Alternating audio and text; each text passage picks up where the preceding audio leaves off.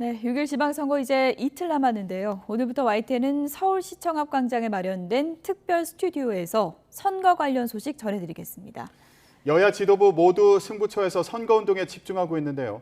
서울광장 스튜디오 연결해서 자세히 알아보겠습니다. 조성우, 엄윤주 기자 나와주시죠.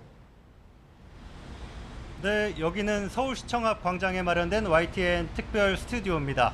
제 뒤로 지방자치의 상징과도 같은 서울시청의 예청사, 지금은 서울도서관으로 쓰이는 건물이 보이고요. 그 뒤편으로는 현 서울시 청사 건물도 환하게 보입니다. 탁 트인 이곳에서 모레 열리는 6일 지방선거와 국회의원 보궐선거 소식 생생하게 전해드릴 예정입니다. 저와 함께 정치권 취재하는 엄윤주 기자와 하나씩 짚어가며 얘기 나눠보겠습니다. 엄 기자, 이제 선거운동 기간 오늘과 내일 이틀밖에 남지 않았는데요. 여야 지도부와 후보들 저희가 보면 목이 다 쉬어서 소리도 안 나올 정도로 굉장히 열정적으로 선거운동을 벌여왔거든요. 오늘 일정 어떤지 국민의힘부터 알아볼까요? 네, 국민의힘은 오늘 민주당과 경합을 벌이거나 열세로 분석되는 지역에 집중하는 모습입니다. 권성동 원내대표와 성일종 정책위의장은 이장우 대전시장 후보 선거사무소에서 현장 선대위 회의를 엽니다. 상임선대위원장인 이준석 대표는 광주로 내려가 고 정동연 5.18 기념재단 이사장 빈소를 조문하고요.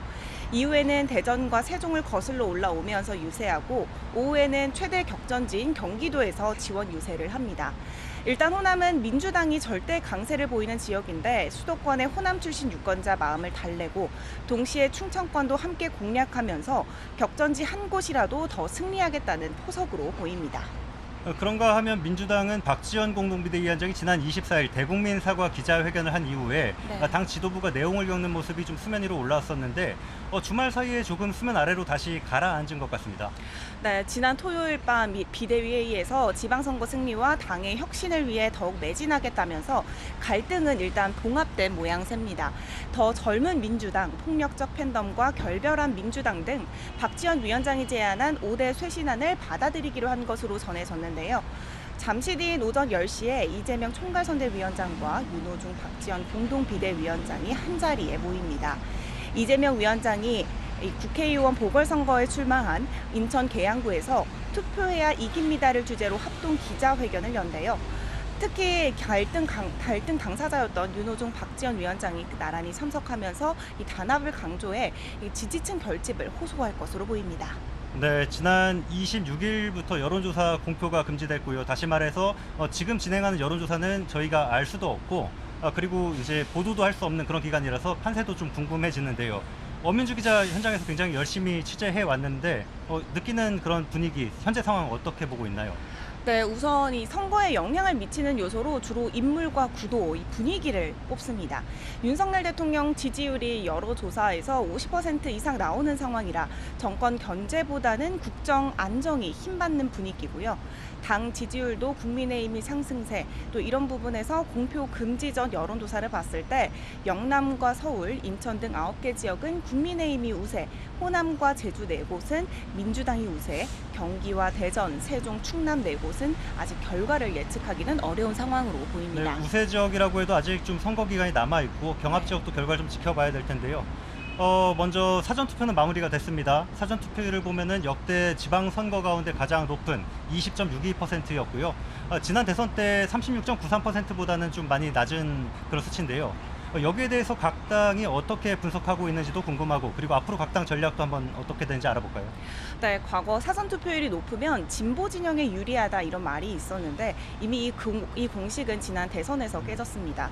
그래서 여야 모두 어느 한쪽에 유리하다라고 이렇게 섣불리 예측할 수는 없어 남은 기간 여야 지도부와 후보자 모두 투표율 끌어올리기에 사활을 걸고 있습니다. 우선 국민의힘은 여당 프리미엄을 내세우며 지지를 호소하고 있는데요. 직접 들어보겠습니다. 큰 어떤 인프라에 대한 투자나 이런 것들은 힘 있는 여당만이 할 수 있다 이런 생각을 가지고 저희가 지기권을 가지고 선거에 임하고 있습니다. 여당에서 예산 협의를 통해서 신속하게 추진할 수 있음을 도민들께서 인지하셨으면 하는 그런 생각입니다. 반면 민주당은 견제와 균형을 강조하면서 이 지지를 호소하고 있는데요. 직접 들어보도록 하겠습니다. 물가, 환율, 금리 이 삼각파도가 우리 대한민국 경제를 덮치고 우리 국민의 민생을 덮치고 있는데 여기에 대해서 정부가 대책 하나 내놓은 것 있습니까? 네, 여야 녹취 한번 들어봤고요. 최근 들어서는 김포공항 이전 문제가 지방선거의 뜨거운 감자가 되고 있습니다.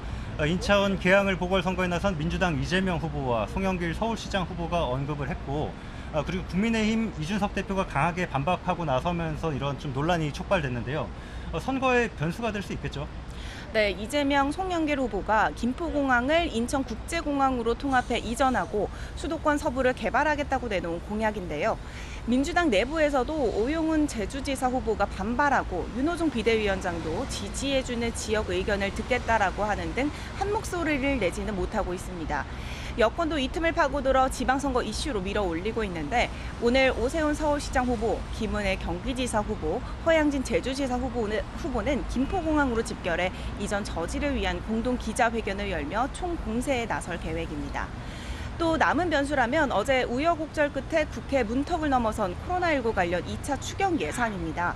국민의힘은 민주당이 발목 잡기라고 질타해 왔는데 결국 선거 전에는 처리됐고 민주당은 윤석열 정부가 공약을 파기했다면서 증액을 주장해 어느 정도는 관철됐습니다. 저마다 자신들에게 공을 돌릴 텐데 유권자들이 어떻게 판단해야 할지는 지켜봐야 할 것 같습니다. 네, 남은 변수가 어떤 영향을 미칠지까지 한번 지켜봐야 될 것 같습니다. 지금까지 서울광장에 마련된 YTN 특별 스튜디오에서 전해드렸습니다. 저희는 더 알차게 취재해서 다시 찾아오겠습니다. 상암동 나와주시죠.